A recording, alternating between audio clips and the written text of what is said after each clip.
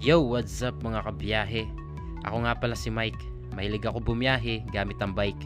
Kaya tara, samahan niyo akong bumiyahe pauwi sa aking bahay galing sa trabaho. 5 PM na nga pala ako nakapag-out neto. Maliwanag pa, bibihira ito mangyari kasi kadalasan ang uwi ko ay madilim na. Dumiretso na nga pala ako sa bike parking para kunin ang aking bisikleta. Bali iniwan ko na rin yung dalawa kong padlock. Mabigat kasi ito kung aking pangdadalhin. Bali babalik pa ako dito bukas kasi dito ulit ako naka-assign. Sinuot ko na rin kaagad ang aking helmet. Laging tandaan mga master na magsuot at mag-invest ng helmet dahil helmet saves life. Chinek ko yung aking tire pressure kung okay. Uy, may alikabok.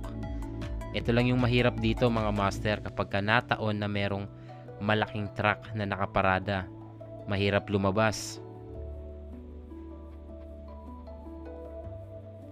Tiyagaan lang talaga mga master kapag ka nataong merong truck. Ride out na tayo pero bago yon, huwag kalimutang magdasal. Ang exit pala dito ay dun pa sa kabila kaya iikot muna ako. Pero bago yon, gusto ko magpasalamat sa SPN Cycle PH para sa speedometer na aking gamit, ang Magin C406.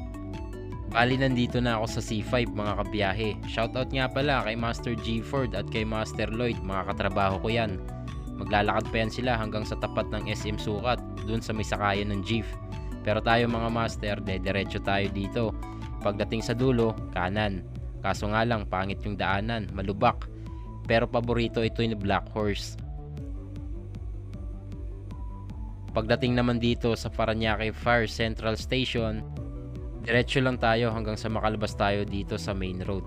Shoutout nga pala sa aking mga kakapwa bike to work, kaso nga lang si Master walang helmet.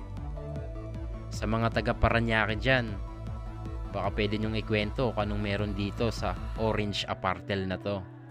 Comment down below lang mga kabiyahe.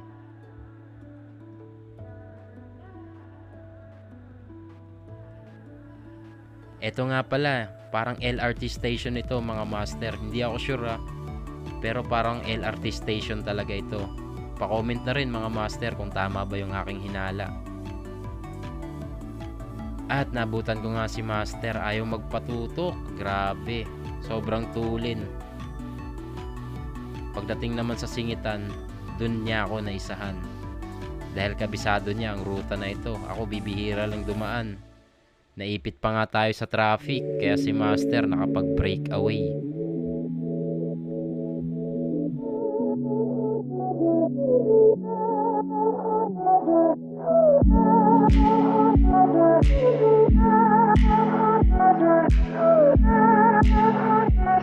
Pagdating naman sa part na to, very crucial, kailangan mo talagang gumitna.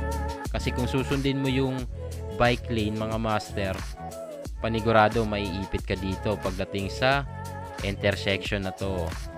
At saka dapat yung takbo mo, kailangan mo ring bilisan. Kailangan mo makipagsabayan sa mga motor at sasakyan. Grabe talaga, iba ang dulot na saya ng pagbibisikleta. Pagod na ako neto sa trabaho mga master, pero dahil nakapag-bike ako, kahit papano ay nawala ang aking pagod. Shoutout dito kay Kabiyahe, grabe yung hita, ang laki. Gusto ko sanang tuhugin at fishbulin.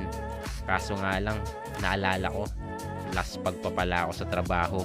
Kaya ginamit ko muna ang autopilot system ni Black Horse para tumutok dito kay Master Kabiyahe.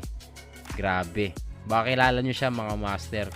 Itag nyo sa comment section. Napakalakas, napakatulin, at napaka hirap budulin.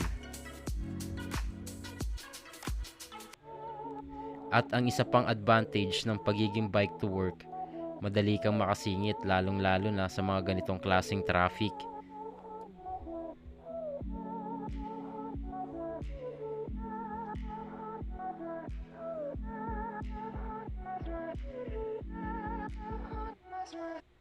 Ingat lang mga master kapag ganitong mga singitan, baka makasagi tayo. At nandito na nga ako sa unahan. Kung umabot ka sa video na to, sa dulo na to, maraming salamat sa panunood. Huwag kalimutang i-like, mag-comment, at i-share. At kung di ka pa naka-follow, please follow Biyaheng Bike ni Mike.